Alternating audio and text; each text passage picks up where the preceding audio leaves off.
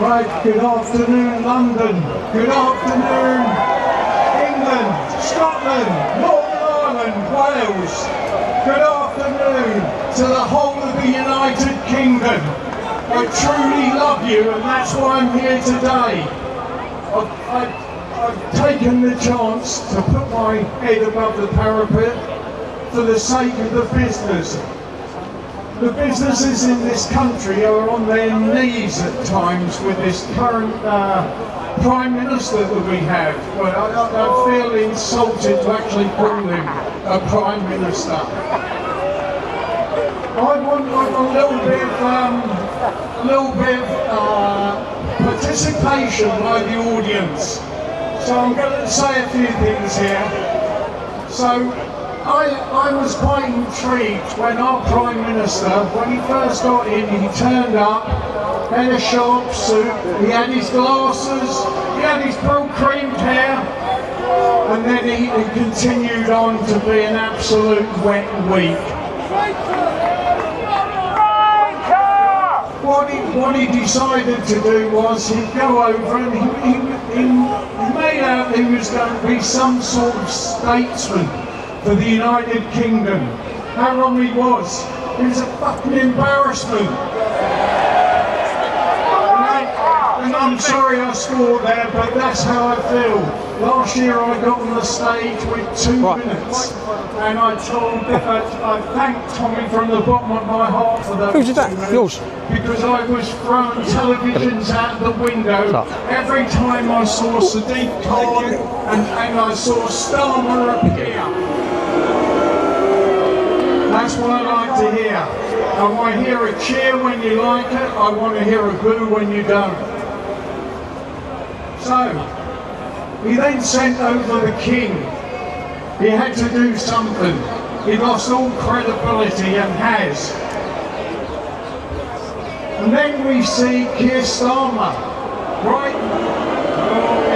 Oh yes. We see Keir Starmer write the King's speech for him. And I watch and cringe as I see the King spitting that speech out and thinking, why am I here? Well, I wrote my only little bill that I would have had the King say in his speech. First thing he would have said is, no more DEI, no more ESG, no more identification. It's absolutely a travesty that we're actually considered that in business we can't look after people, that we need to have DEI and everything else. It's an absolute bloody insult. Now, the next thing is Keir Starmer and Ed Miliband. They talk about net zero. I'm not talking about net zero, I'm talking about net zero migration. That's where we need to be. In previous governments, they've been asked, how many? 100,000, 200,000? We had almost 1 million when we had Boris Johnson in power. That needs to stop, and we literally need to have zero. And I'll tell you again, the reasons why. I'm sure many of you come from small towns like I do. Back in the 70s, our population of our town was 12,000. Go on, we had 2 hospitals with accident and emergency. We had hospitals that could give birth to children. My brother was born there. We had a full-time police station. We had a full-time fire service. Roll forward to what we have now in my town.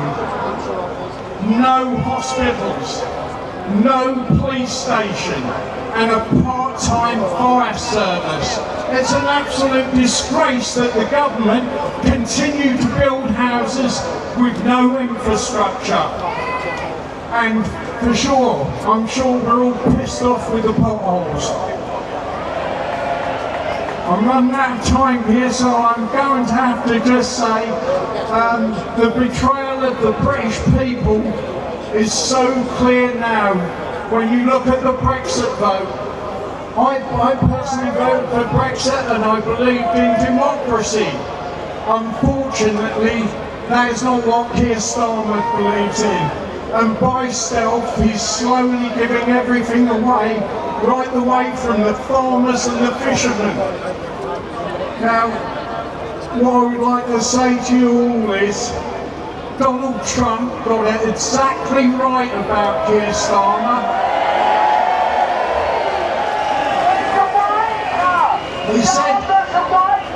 He said, the man is no Winston Churchill. But you know what I see here? Tens of thousands of Winston Churchills! And we will not surrender! We won't! It's not acceptable! This speech comes from the heart, comes off the cuff, and all I can say is I bloody well love you all, and I'll probably get slaughtered as a businessman for being up here, but I'll do it all again next year.